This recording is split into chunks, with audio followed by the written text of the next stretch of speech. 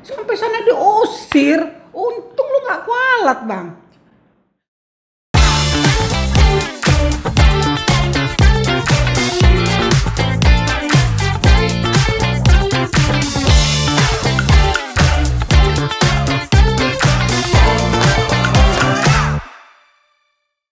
Oke, balik lagi nih sama gua yang udah lama nggak di YouTube ini, baru balik lagi.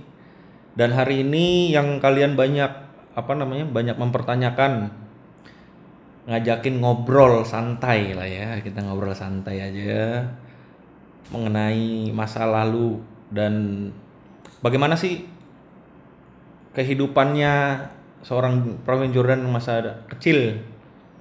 Dan yang sekarang mau gue ajak ngobrol nih, yang kalian minta dan kalian sebut sebagai Tante Gaul. Nah, ini dia orangnya. Gimana Ibu? Ya, kita biar ngomongin Ibu. Gimana? Kalau Ibu, boleh? Ya, boleh. Biar formal. Biar formal ya. Nanti kalau keluar dari sini baru mak lagi. Oke. Jadi Ya. gini, abang sih pingin ngobrol tuh yang kayak bagaimana sih pandangan biar nanti nih kalau orang tua apalagi sebagai ibu ya, anaknya yang mau sebagai atlet buat di awal tuh gimana? Maksudnya biar orang-orang tua di luar sana tuh bakal tahu. Apa yang dipersiapkan yang gitu. mempersiapkan anaknya untuk menjadi atlet gitu ya. Terus perasaannya gimana? Iya, perasaan orang tuanya seperti apa? Jauh, padahal masih kecil waktu itu. Masih kecil. Waktu dulu itu mama nih ya. Iya. Mama lah ya kan. Jadi Terus? ini bahasa ibu itu mama. Jadi dulu mama tuh untuk mempersiapkan kamu pergi waktu kecil itu sebenarnya banyak sekali pertentangan sebenarnya. Padahal sebenarnya tuh kayak berat hati. Berat hati. Dan waktu itu zaman kamu mau diberangkatkan pergi ke luar daerah itu, kalau tidak salah baru kamu yang dari daerah, baru abang. Yang di Bontang.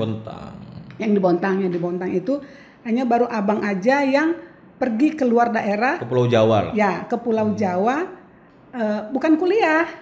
Kalau teman-teman yang lain kan anaknya keluar Jawa itu untuk kuliah begitu. Tapi kalau mama ini kan anaknya untuk olahraga. Gitu. Jadi mungkin orang tua dulu itu yang ya teman-temannya mama itu dulu kok gitu ya, kok gitu. Kok sampai hati ya anaknya itu kan masih kelas 6 SD ya. Lulus SD. Kelas 6 SD mau masuk ke SMP. Kalau dibilang itu kalau ya baru aja lah gitu, baru bisa menulis membaca waktu itu gitu. Jadi kok tega terus dimasukin asrama, ndak kasihan kah begini begitu.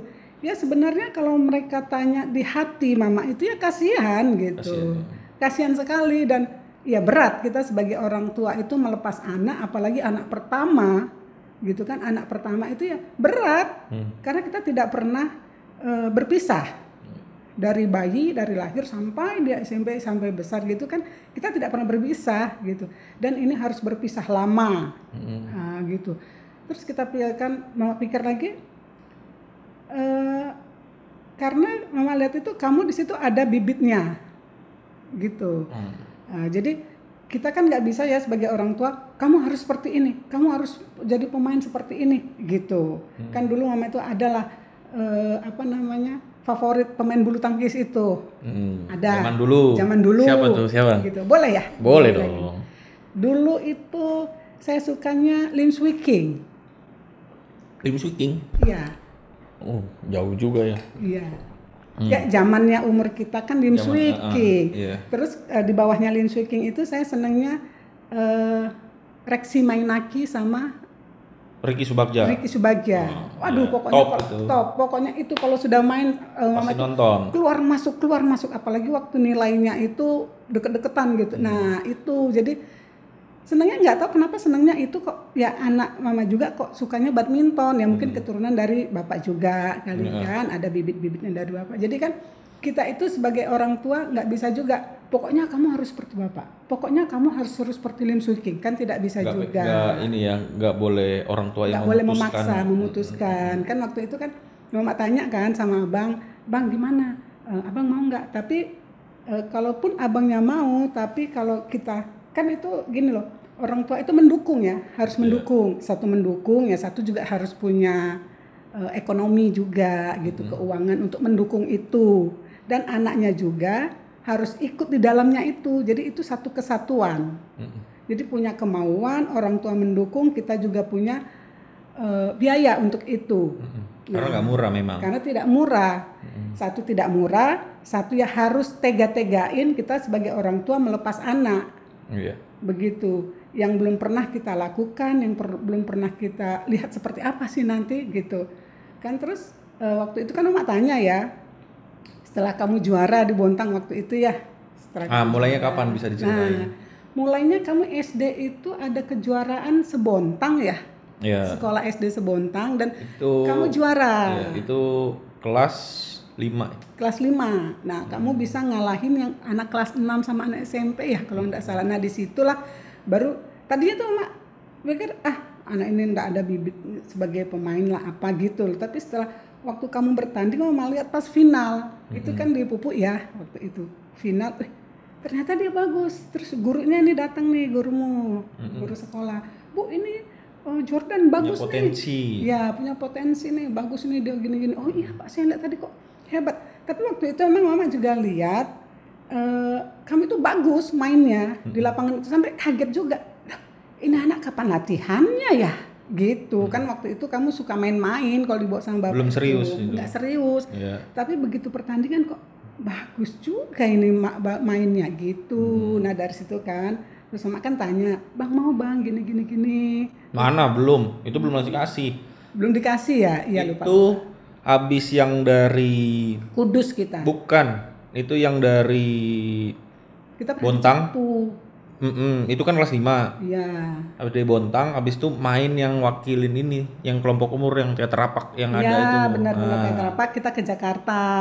Sama rombongan dari Bontang, Kaltim ya? Ke Bontang sama Kaltim gitu. Kaltim, rombongan mewakili daerah gitu, main di sana. Kelompok umur kan? Kelompok umur. Dulu masih ingat tuh waktu itu teater rapak. Iya, itu teater masih susu ya. Susu teater itu kita dikirimlah kita dari Kaltim sama pemerintahan di situ ada berapa ya 10 atau 11 orang gitu kan.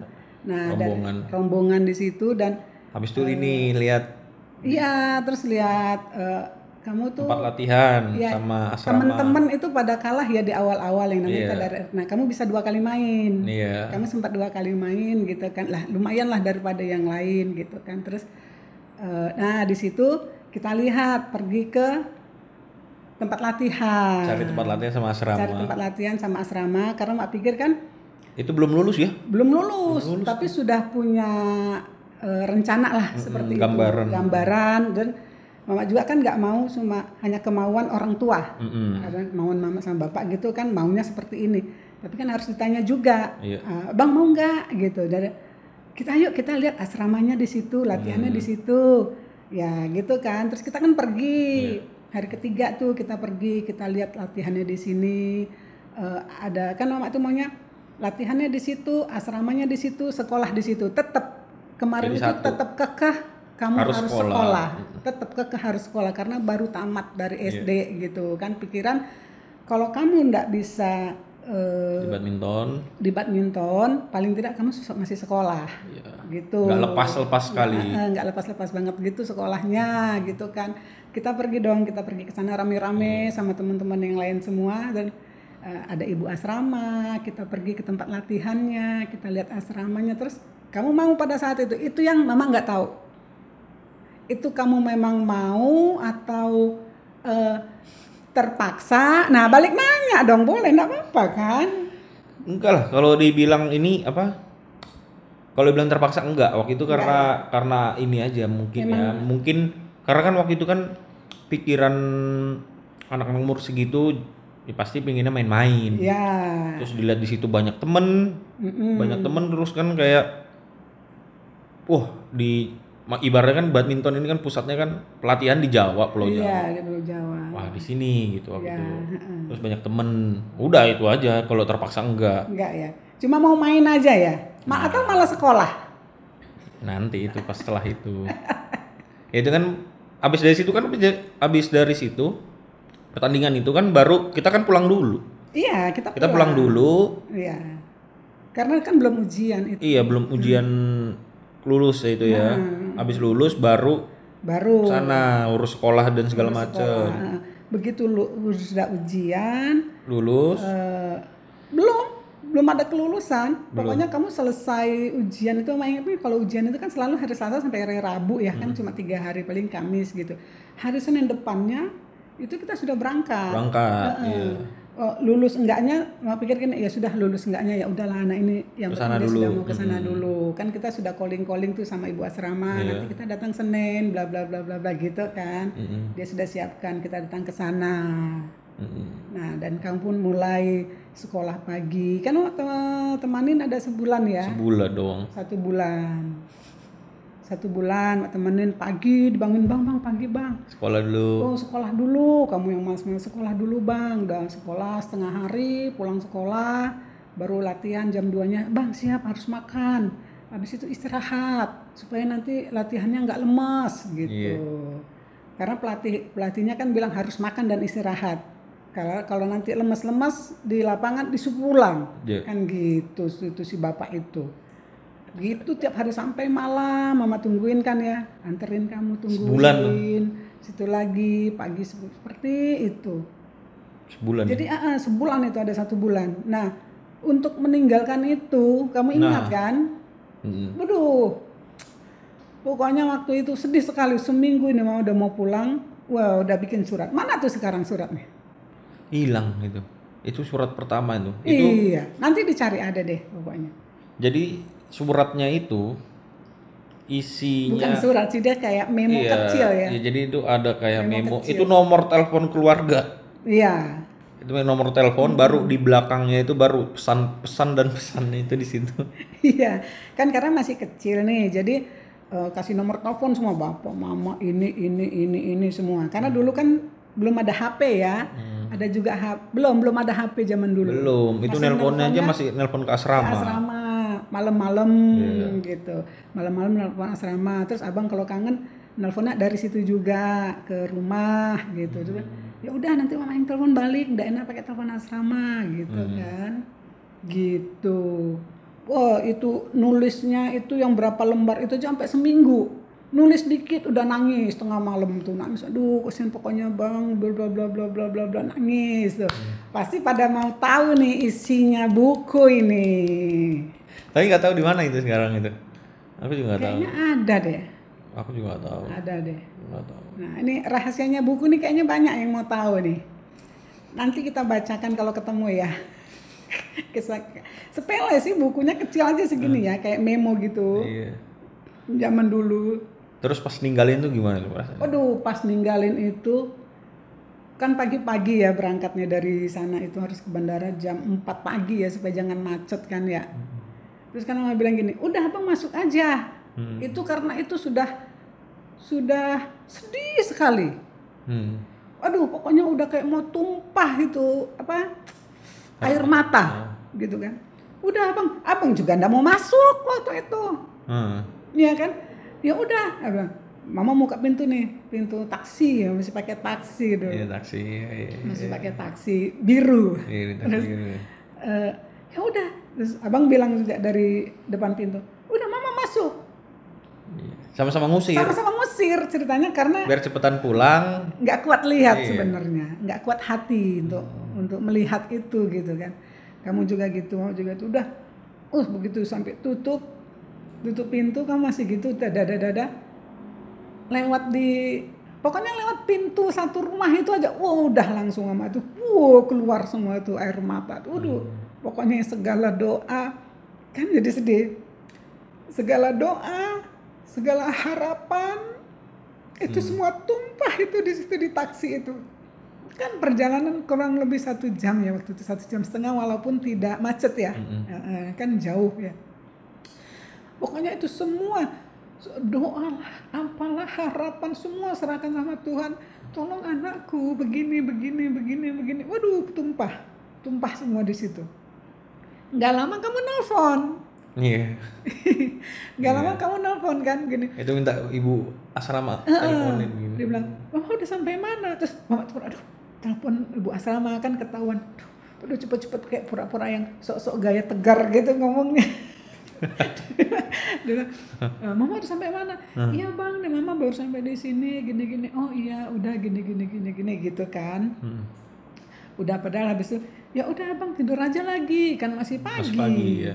Ya udah bang, karena itu udah nggak kuat lagi, karena maksudnya kayak masih mau nangis gitu, apalagi dengar suaramu gitu kan. Jadi rasanya kayak, ya udah bang, tidur aja lagi gitu kan. Iya mah gini-gini, kamu juga perasaan mama itu pasti kamu nangis gitu kan. Ya sudahlah. Sudah sampai bandara, sampai rumah juga kamu nelpon lagi gitu. Nelpon lagi, mama udah sampai no. Itu mama sampai rumah, sampai di rumah itu di Bontang, tahu enggak? Itu nangis lagi.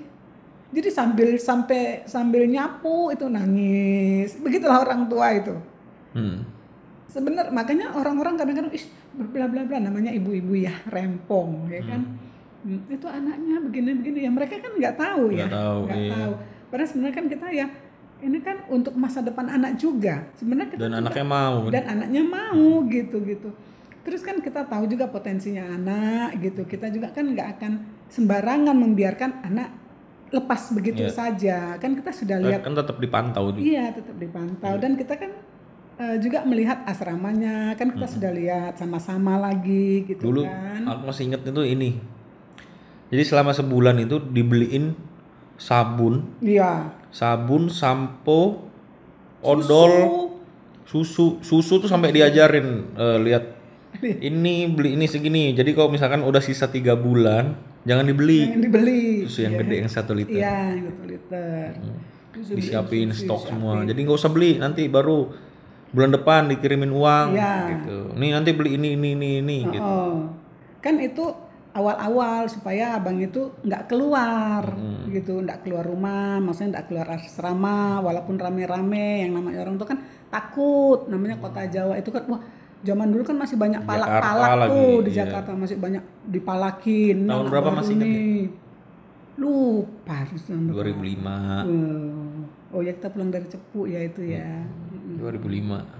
Iya, habis dinas dari Cepu. Habis itu inget ya waktu yang habis sekolah terus kan mau lulusan. Iya. Lihat rapotnya yang masuk sebulan berapa kali? Kok sebulan? Yang dalam sebulan masuk berapa kali itu? Cuma seminggu kali ya. 1 bulan tuh bolak-balik lah pokoknya itu dipanggil sama sekolah itu. Sampai dipanggil setiap mau ini dong. Aduh sampai mama tuh bolak-balik minta maaf di sekolah, minta maaf lagi di sekolah. Aduh. Gara-gara nggak masuk sekolah. Gara-gara nggak masuk. Sebenarnya apa masuk tahu? Terus? Masuk sekolah, jadi misalkan sekolah siang, jam istirahat bolos. Ngantuk ya. Enggak, karena memang dulu gini, Mak. Emang capek loh.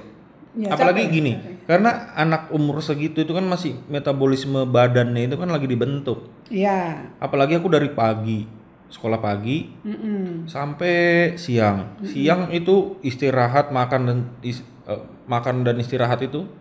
Sorenya mulai jam 3, waktu itu masih jam 3 atau jam 4 aku lupa. Coba sampai malam. Sampai malam. Ya, selama sebegitu setahun. Iya. Makanya kenapa bolos? Jadi bukannya malas. Gitu ya? Iya.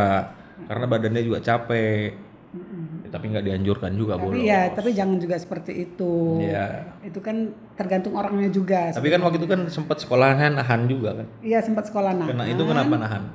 Tahu, karena antar sekolah kamu menang. Nih, jadi ada pialanya lah, paling nggak ninggalin walaupun nggak pernah jarang masuk, tapi nggak paling ninggalin piala kan? Iya, waktu itu kan terus naik kelas 2 tetap naik, walaupun inget banget itu setahun itu cuma berapa puluh hari. 1 tahun kan 365 hari ya. Kamu untuk 100 hari aja nggak nyampe loh masuk sekolah. Nggak nyampe. Iya benar. Terus akhirnya mama bilang gini. Jangan dibuka, jujur juga, bagusin dikit. Gini, mama bilang mungkin guru juga mengerti karena waktu awal mau masuk sekolah kan mama sudah kasih tahu ya. Begini loh Pak, Ibu guru, dia tuh begini gitu. Jadi Kalau seandainya dia mau pergi pertandingan, paling tidak dia seminggu harus latihan. Seminggu dia latihan, persiapan itu sudah tidak masuk. Iya. Seminggunya dia pergi pertandingan, berarti habis waktu 2 minggu dalam 1 bulan. Setelah itu ya mungkin begitu pulang nggak mungkin juga langsung sekolah gitu kan. Jadi paling 1 bulan itu sekolahnya 10 hari gitu loh. Habis itu kan Paling banyak tuh 10 hari. sebulan nih. Karena kan memang Sirnas waktu itu banyak sekali ya. Setiap bulan kan ada ya Sirnas ya. Sirnas ini, Sirnas itu kan ada tuh. Jadi begitu. Terus begitu naikkan kelas, dibilang guru, kita kan mau pindah sekolah. Terus dibilang guru gini, nggak usah pindah Bu, nggak apa-apa kok, dia bilang gitu. Kami sudah ngerti kok, kan dia atlet, bla bla bla, dia bisa juga membawa nama sekolah gitu kan. Terus ya nggak bisa karena memang harus pindah, dan pada waktu itu juga dibilang sama pelatih harus memilih di antara dua gitu. Jadi aku tuh ingat banget tuh pas ambil rapot. Ini kamu nih nggak pernah masuk ya, dia bilang. Gitu.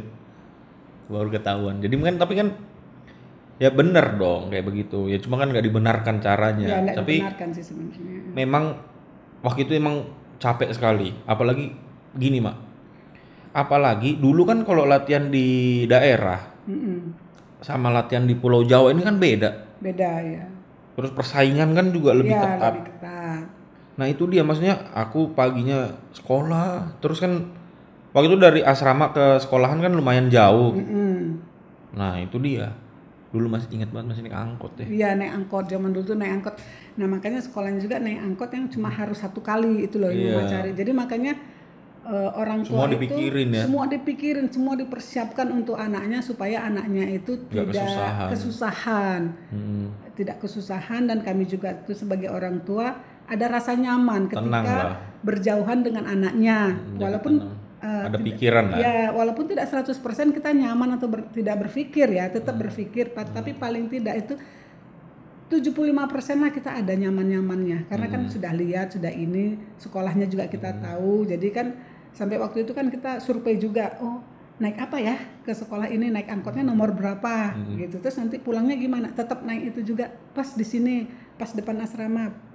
Perginya juga pas turun depan sekolah, jadi pas, jadi nggak ada jalan-jalan lagi masuk gang apa gitu, enggak. Jadi semua itu sudah dipersiapkan dengan baik, dan ya puji Tuhannya kamu juga itu sesuai harapan gitu kan. Kan dulu pernah bilang, Bang, kamu harus pilih di antara salah satu, mau lanjutin sekolah atau mau latihan. Nah, kamu tuh seorang laki-laki, karena bilang itu kan kamu nanti akan bertanggung jawab ketika kamu dewasa, kamu akan bertanggung jawab. Jadi ini bener loh, ini pertanyaan ini tuh di umur segitu, anak umur segitu, itu Mama tanyain loh. Pada saat itu ini Mama tanya loh. Tapi kan aku jawabnya apa? Terus kamu bilang nih, kamu pilih antara kamu lanjut sekolah atau latihan. Tapi pilihan kamu ini kamu harus tanggung jawab, Mama bilang gitu loh. Tapi dengan anak umur segitu, coba. Makanya untungnya lah, ada untungnya, bersyukur juga kan. Bisa sampai sekarang. Dan bisa mengerti apa yang maksud sama orang tua itu, gitu loh. Bisa mengerti, dan mungkin juga kamu punya kemauan. Mungkin pada waktu itu juga kamu kan bilangnya, iya Ma, aku mau jadi pemain nomor 1, ya kan, ingat nggak? Kamu mau jadi pemain nomor 1 dunia, bilangnya, ya udah harus seperti itu, gitu. Jadi harus seperti itu. Jadi harus pilih salah satu. Iya, aku mau latihan benar-benar, gitu. Karena kan orang bilang kalau latihan harus sungguh-sungguh. Kalau nggak sungguh-sungguh percuma.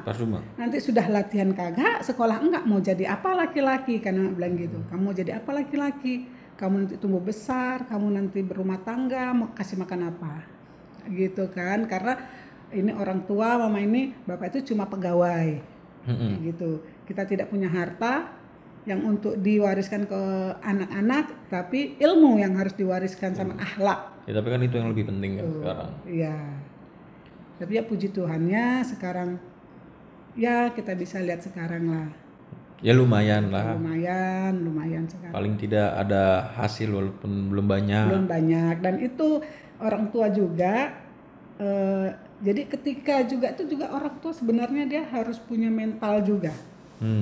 Jadi bukan hanya anak aja yang harus kita, ayo semangat, pantang mundur, begitu kan ya? Semangat terus, pantang mundur. Nah, ketika anak itu kalah, ya kan? Ketika anak itu kalah, kita jangan ikut lemas gitu loh. Kita tetap harus fight, harus tetap semangati anak itu. Nah, disitulah perannya orang tua. Jadi ketika anak itu kalah, kita juga jangan menyalahkan dia. Siapa sih yang mau kalah kalau ditanya? Kan begitu. Nah gini, kan sebelum mama yakin nih, wah ini anak potensi ada di badminton nih. Waktu itu kan, abang nih, wah ini sebenarnya bisa nih, ada potensi. Bagaimana mama melihat itu? Gimana sih abang nih, kecilannya itu kayak seperti apa? Terus kok bisa ada lihat potensi di badminton? Kecilan itu kayak seperti apa sih? Mungkin kan banyak orang yang belum tahu juga kecilan ini kayak gimana sih gitu. Kecilannya itu dulu kami itu gimana ya? Itu kan kita untuk menjadi pemain itu harus sehat ya. Harus sehat, harus kuat. Jadi waktu kecil tuh kok emang sehat sekali badannya. Sehat banget itu badannya itu waktu kecil.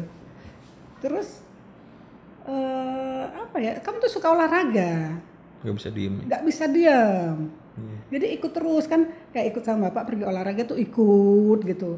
Nanti orang main, kamu tuh di sebelah-sebelahnya gitu, ngambilin raket, ambilin kok yang sudah apa bekas-bekasnya orang main tuh ambilin. Nanti di ujung-ujung kadang orang diiniin gitu loh. Orang apa namanya itu? Dipukulin pakai itu kok, dilemparin kok begini gitu loh. Jadi oh ini anak ada potensi. Tapi yang kalau mama lihat banget itu potensimu tuh yang kamu menang itu. Yang di Bontang itu ya. Yang di Bontang itu yang kamu menang juara 1 itu. Itu yang betul-betul mama, oh ini anak bagus gitu loh.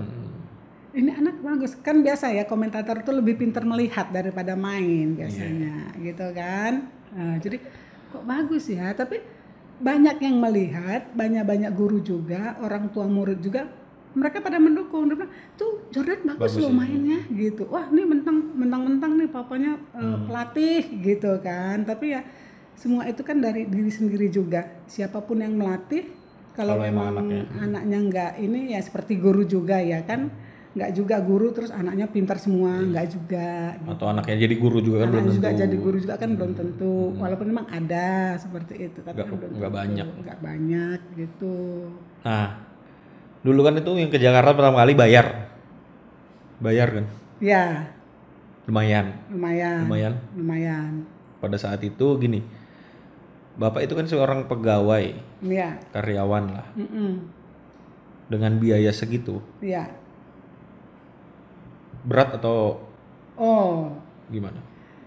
Biar orang-orang tahu nih, maksudnya kan satu kayak tadi Mbak bilang harus siapin mental buat ninggalin jauh dari anak. Jauh dari anak, iya. Apalagi waktu itu cuma ditemenin sebulan. Iya. Kan nggak boleh lama-lama. Iya. Yang kedua nih, orang-orang finansial sebagai orang pegawai biasa lah dulu. Iya. Kok bisa? Kalau terbilang mahal, kan memang badminton ini terbilang mahal. Kok berani anaknya diterjunkan ke sana? Padahal udah tahu biayanya sekian, gitu ya. Karena kita kan sebagai orang tua melihat keinginan anak satu, kan? Terus kita pikirnya gini, kita kerja itu, terus kita punya anak itu kan untuk anak ya, gitu. Jadi waktu itu mama ya, mungkin nggak tahu lah ini para orang tua, tapi mungkin siapa tahu dari sudut pandang mama aja mendengar ya. Jadi dari sudut pandang saya itu, kita sebagai orang tua untuk menyekolahkan anak itu di satu tempat atau untuk masa depannya dia, untuk meneruskan masa depannya dia, untuk dia bersekolah, apapun sebagai orang tua kita korbankan. Kita mengenyampingkan keperluan pribadi kita buat demi anaknya sekolah, buat masa depan anak. Buat masa depan anaknya, karena kita tahu itu nggak akan sia-sia. Di samping kita tetap berdoa, gitu. Kita persiapkan dia, tapi kita tetap terus serahkan dia pada Tuhan. Itu selama 3 tahun, 2005 sampai 2008. Iya. Jadi tetap terus berdoa, tetap terus mengenyampingkan semua keperluan pribadi kita, maksudnya keinginan. Ya kan namanya orang tua, ya kayak ibu-ibu ini keinginannya kan banyak banget ya, ini itu. Dan adalah pada saat itu mama itu tidak punya apa-apa, maksudnya tidak kepingin beli ini, tidak kepingin beli itu, tidak. Keinginannya ditunda semua. Keinginannya ditunda semua. Dan keinginan itu juga karena kita tunda, kalau mama itu nggak punya keinginan lagi. Yang penting anakku jadi. Pada saat itu. Jadi totalitas lagi. Totalitas. Jadi kayak lihat kan ini begitu enggak. Gitu. Totalitas karena mikirnya gini, kita tuh pegawai gitu. Yang nggak berlebihan lah. Yang tidak berlebihan, tapi cukup gitu kan. Walaupun berlebihan cuma sedikit. Kan adik-adik ada juga yang sekolah. Gitu. Jadi pemikiran mama itu gini, kalau seandainya kamu sekolah di sana nih, terus mama juga punya keinginan beli nih, apalah, malah nggak jadi. Pergi berlibur gitu kan. Tiba-tiba yang mama pikirkan itu apa? Tiba-tiba mungkin kalau untuk uang sekolah bisa ditunda kali. Oh iya Pak, nanti bulan depan ya kita ini gitu ya, kita double seandainya. Tapi mama mikirnya apa? Ketika nanti kamu sakit, itu yang aku pikirkan. Nah, ketika nanti kamu tiba-tiba sakit, namanya atlet itu kan ada aja. Iya. Gitu kan. Nggak tahu kapan. Ini itu kapan, jauh pula gitu. Ketika nanti anakku sakit, aku tidak bisa pergi ke sana gara-gara aku membeli sesuatu atau gara-gara aku pergi dengan keinginan sendiri gitu kan. Kayaknya nyesel pasti. Akhirnya nyesel gitu. Sementara kan dari Bontang ke Jakarta tuh kita 2 kali naik pesawat gitu kan. Nah, perjalanannya panjang gitu. Terus kamu di sana di asrama. Ya kan kita tahu asrama itu paling dibawanya kemana, kan kita takut lah yang namanya kita sebagai orang tua kita maunya anaknya dibawa ke rumah sakit yang baik lah, seperti itu. Pasti kan pelatih udah yang penting kita bawa dulu ke sini kan, takut. Nah itu jadi takutnya ketika nanti kamu tiba-tiba sakit ditelepon, Bu Ucok nih begini, dan zaman dulu kan udah dibilang Ucok sakit Bu, ini bla bla bla bla. Waduh. Nah di situ juga ya ini ya pertama kali dipanggil Ucok ya? Iya di situ. Pertama kali dipanggil Ucok. Jadi kalau yang orang manggil Ucok itu udah pasti orang badminton. Orang zaman dulu. Orang badminton. Orang badminton, iya. Jadi gara-gara mama orang Medan, terus jadi waktu itu kan anak-anak asrama itu kan orang tuanya, mamanya orang Medan, jadi dipanggil Ucok aja Ucok. Jadi Ucok udah menyebar ya. Iya. Padahal waktu dulu mamanya manggilnya Jordan ya di sana ya. Terus akhirnya dipanggil Ucok. Udah lu kebagusan katanya gitu. Kebagusan jadi Ucok aja. Ucok aja. Jadi makanya itu, jadi orang tua tuh kalau mama sih sebagai orang tua seperti itu. Jadi ya kita tuh sebagai orang tua ya selain mendukung juga ya kita harus tahu-tahu juga lah. Gitu. Apalagi dulu biaya lumayan. Banyak loh. Biaya asrama. Biaya asrama, sekolah, latihan, belum sepatu, belum yang ya itu bulanan. Belum pertandingan. Setiap mau pertandingan apa itu namanya, uang hotel, uang transport, biaya pendaftaran, jajan, belum nanti kalau mau pergi, sepatunya, raket, bukan raket, senar, harus ganti senar. Sepatu lari 3 bulan sekali harus ganti, iya kan? Jadi emang banyak ya. Beli baju latihan, klub, emang baju untuk klub, untuk main. 2 beli baju klub 2 yang baru gitu kan. Iya banyak ya. Banyak. Zaman itu kalau nggak salah.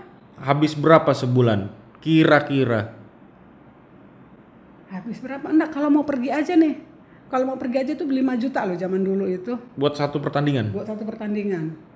Padahal kadang-kadang 1 bulan itu bisa 2 kali kan pertandingan itu.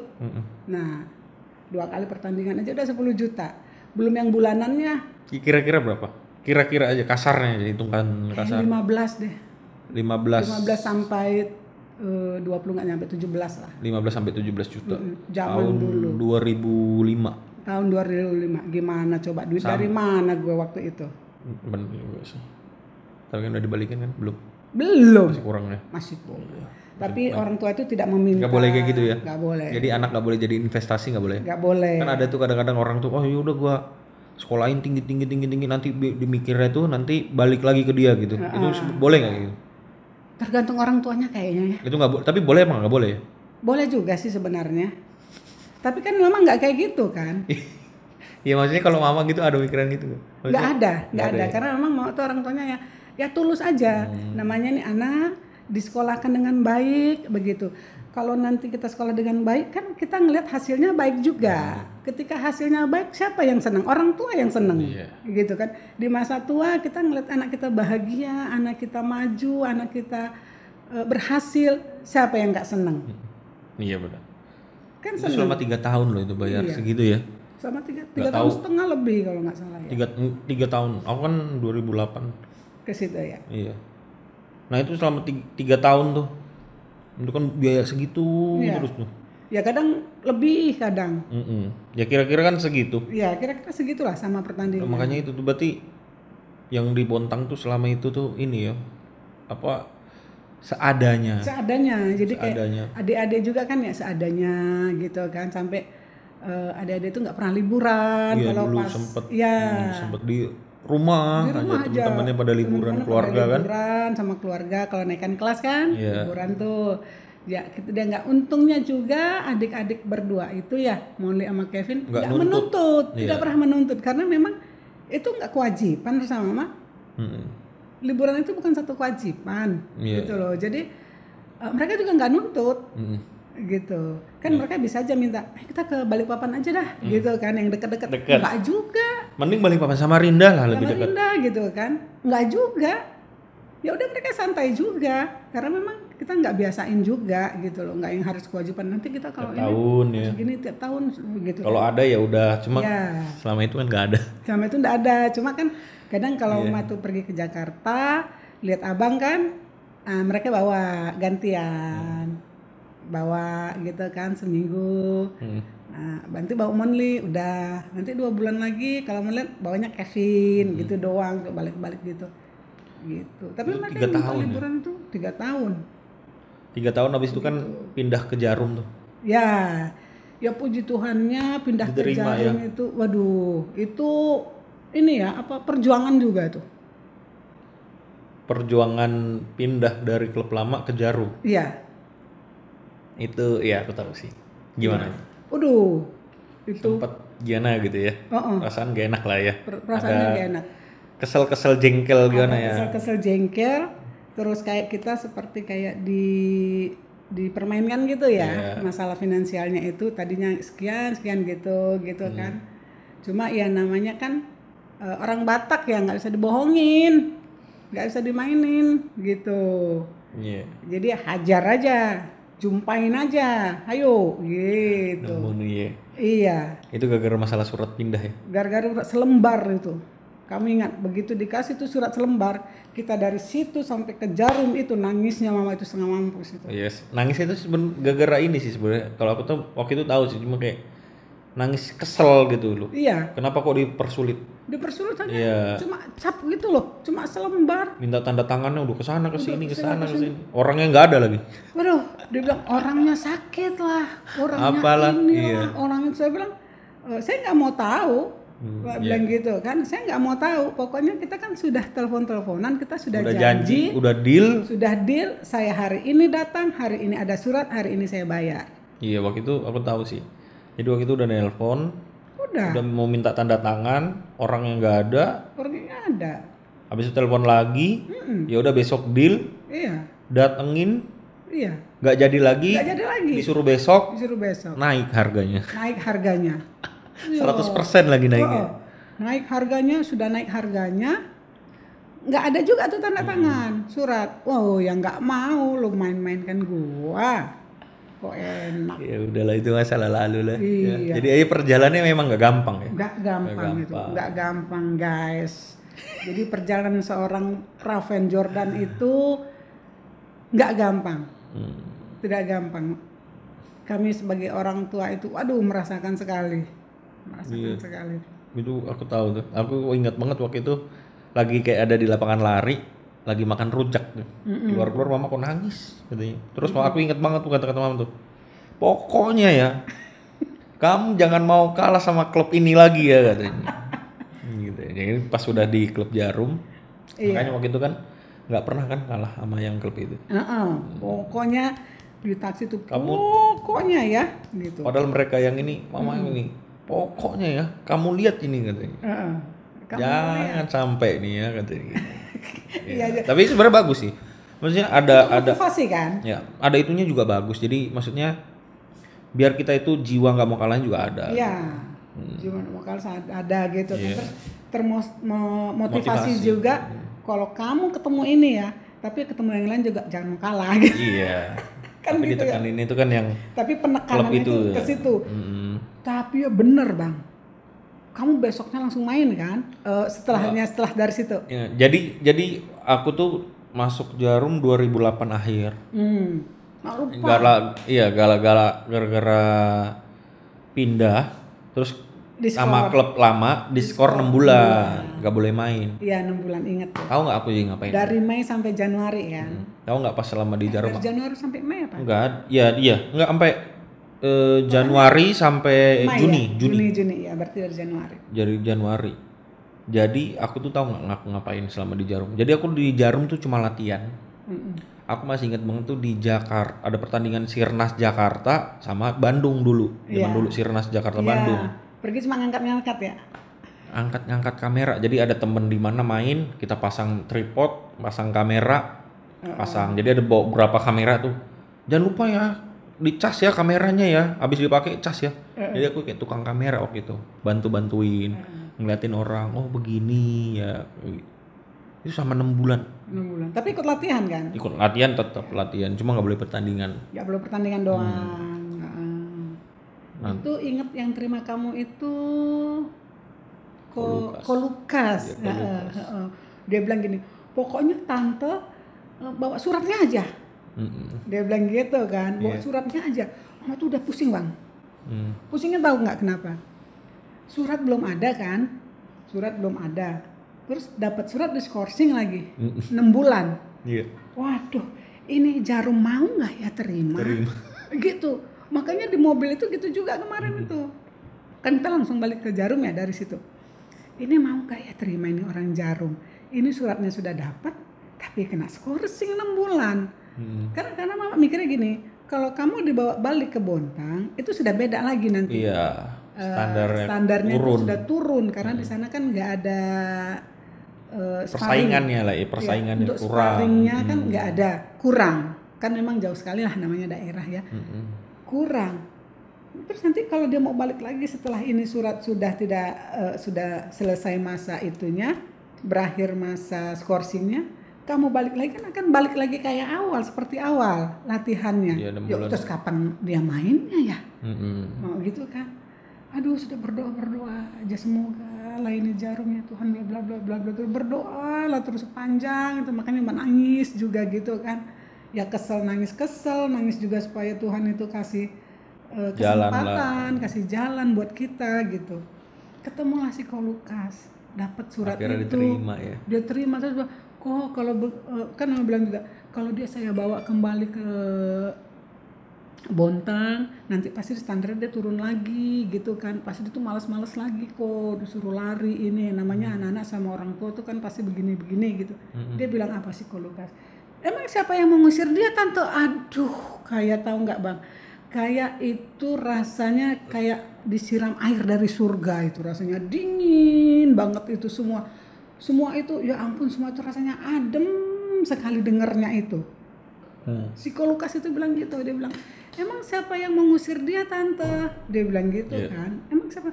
Joran itu tidak kami usir, Joran itu akan tetap di sini, dia akan tetap latihan, dia kami kasih makan, kasih ini. Sampai kan dia bilang nggak apa-apa deh kok, kalau nggak saya bayar aja seperti yang di sana kan gitu. Yang penting dia jangan pulang gitu. Tapi kan Jarum nggak ada bayar Jarum sama kan sekali. Nggak bayar sama sekali ya. Terima kasih untuk Jarum yang sudah menerima Jordan pada zaman dulu. Sekali saya terima kasih, sekali sama Jarum terima kasih, sama Kolukas pada waktu itu yang saya kenal tuh cuma Kolukas ya. Sekarang walaupun banyak ya mungkin Kolukas, awalnya ya. soalnya. Awalnya Kolukas yang terima kan, yang pelatihnya kan Kolukas, terus terakhir Ko David ya. Iya, banyak pelatih Jarum. Tapi yang pertama sekali itu Kolukas, ya ampun banyak sama, aduh terima kasih ya Ko, sampai pulang terima kasih terus mama itu.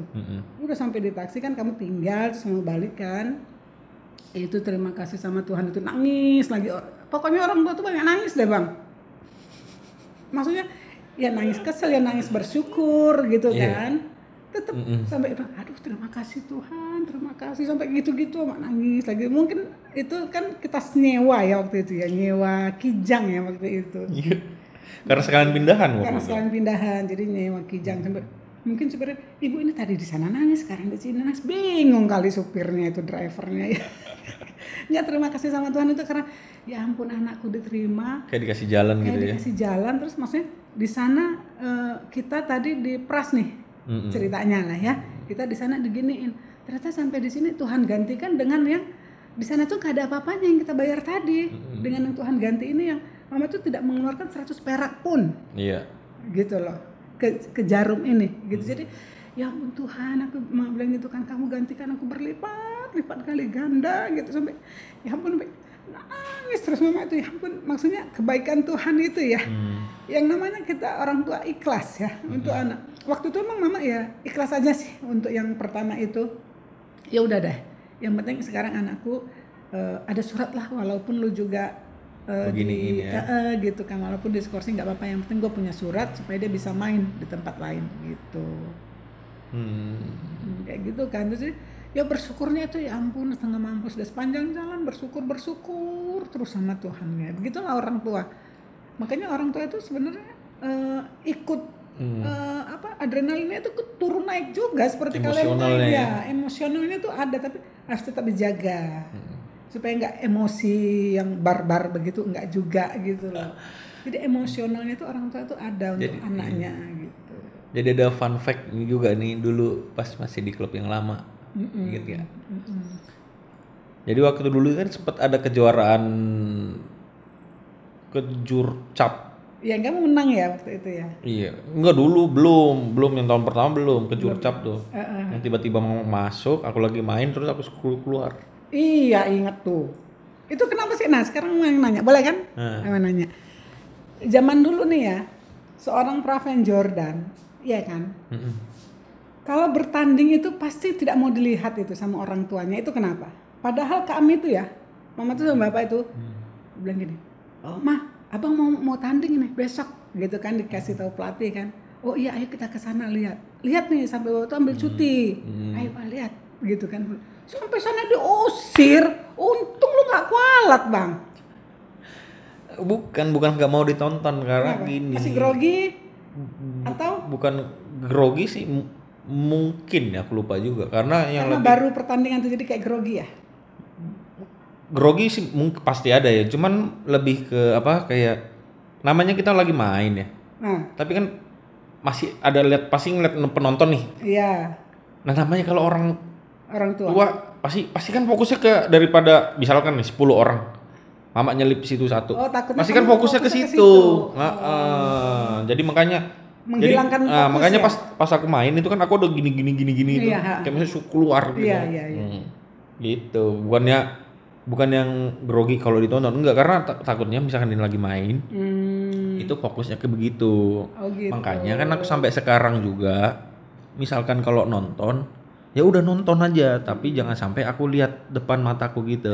Paling nggak cari yang atas sedikit lah. Iya, makanya sekarang kan kalau nonton Indonesia Open kan nggak mau di bawah. Iya. Pernah tuh disuruh kan sama Jarum, masih di PBSI kan disuruh tahu kan, dikasih tuh yang agak bawah, nggak mau juga karena nggak seru juga lihat di bawah, enak tuh di atas, jadi masuk keluarnya tuh bola kelihatan daripada datar aja sama-sama kayak itu.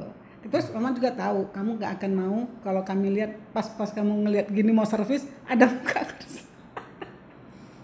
Mungkin ada semangat satu, cuma takutnya untuk fokus ke situ sih ya. Jadi untuk para orang tua jangan sakit hati.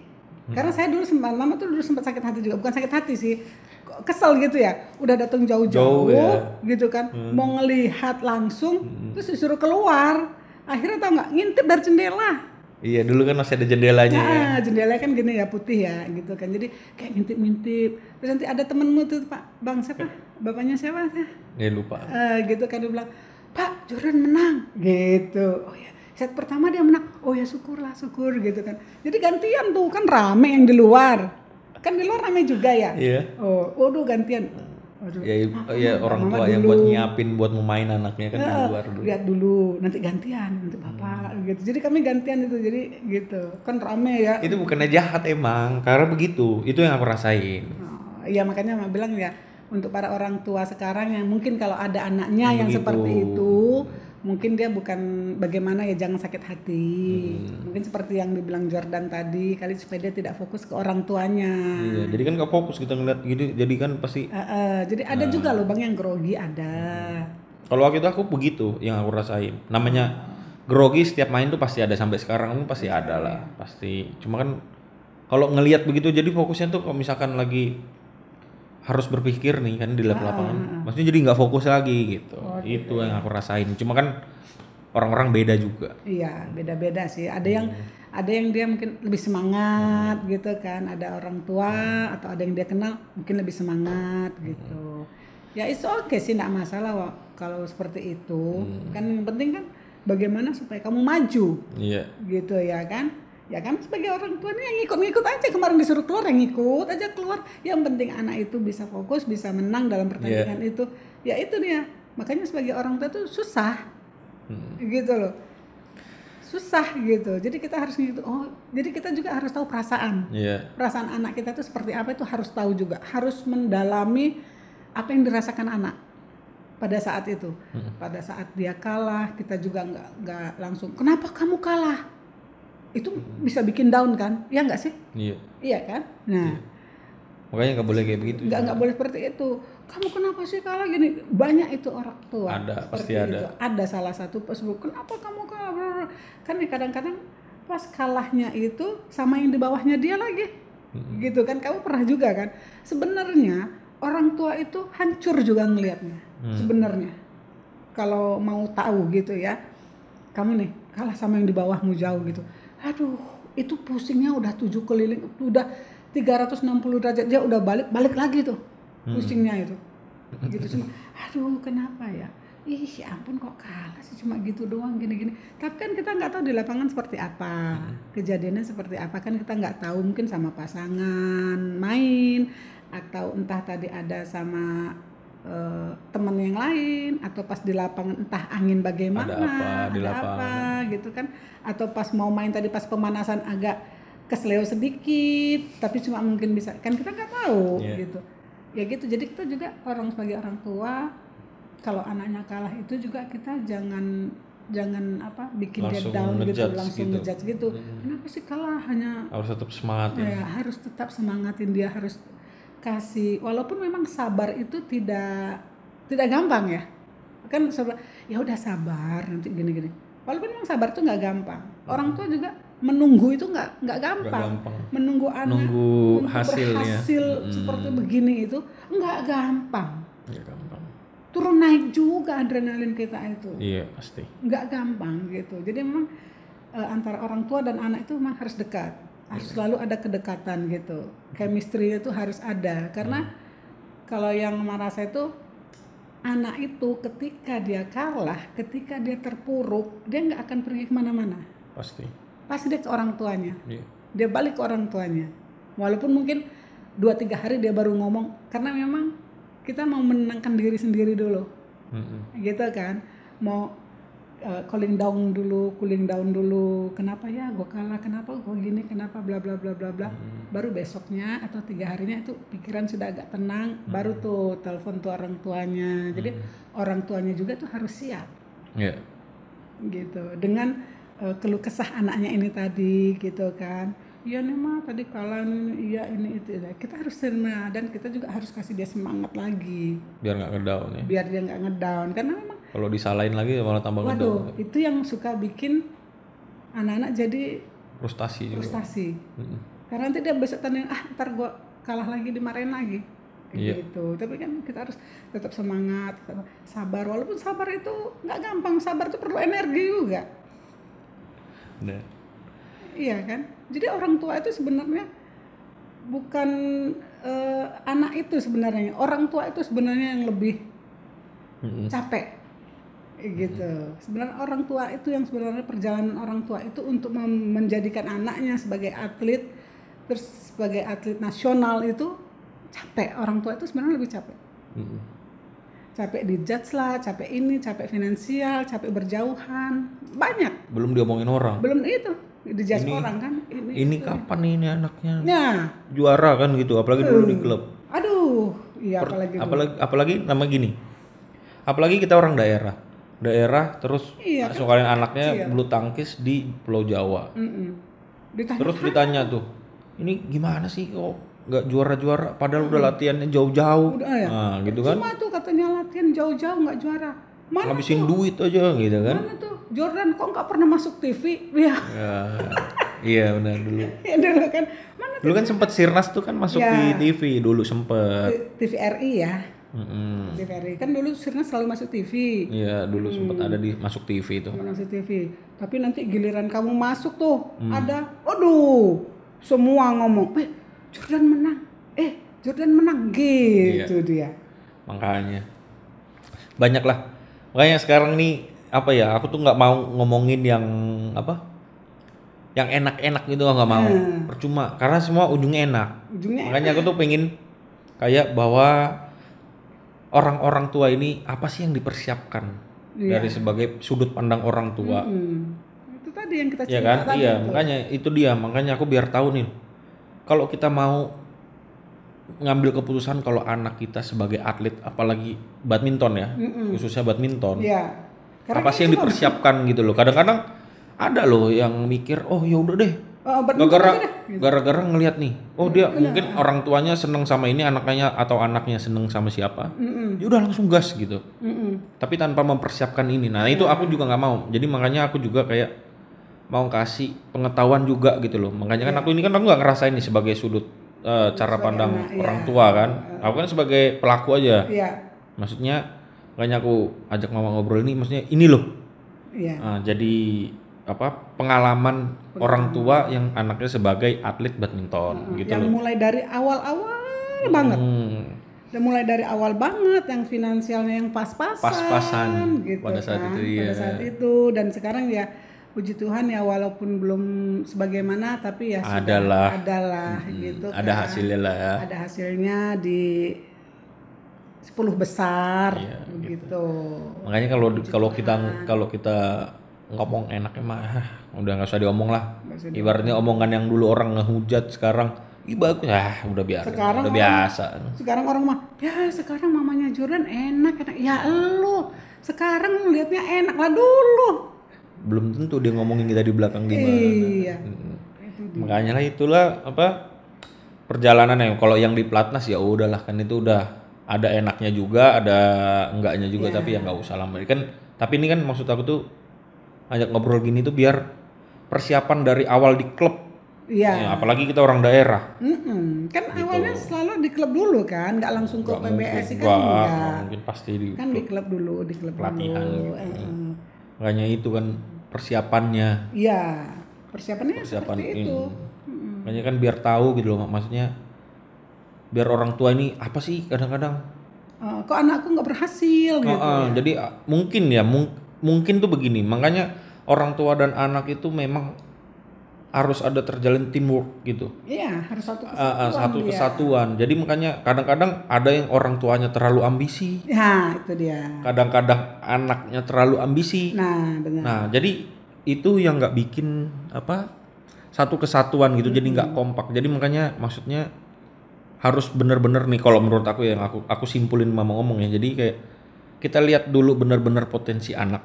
Misalkan kalau dia di badminton, ya udah. Kita lihat potensinya ada, kita kasih dia kesempatan dan kita dukung. Kita kasih motivasi, kita lihat. Kadang-kadang kan ada juga nih, ya udah gue ikutin nih maunya anak. Tapi dengan harapannya sudah ekspektasinya tinggi. Nah, itu juga salah juga, nggak boleh juga. Nggak boleh. Iya begitulah. Makanya jadi ya perjalanan gak gampang. Gak gampang. Aku juga ngerasainnya juga memang ya memang harus memang nggak gampang tapi memang harus diperjuangkan. Harus diperjuangkan. Ya harus dijalani. Kalau tidak dijalani kita nggak tahu seperti Nggak tahu apa ujungnya ibaratnya. Iya. Kalau kita gini, kita mau jalan ke situ tuh, tapi kita di sini aja. Nggak jalan-jalan nggak tahu. Kita nggak tahu juga di mana ada lubang, di mana ada jalan lurus, di mana ada kerikil. Nggak ada yang mulus kayak jalan tol. Bikin jalan tol aja susah, gitu kan. Tapi ujungnya kan bagus, gitu. Ya makanya itulah maksudnya kan.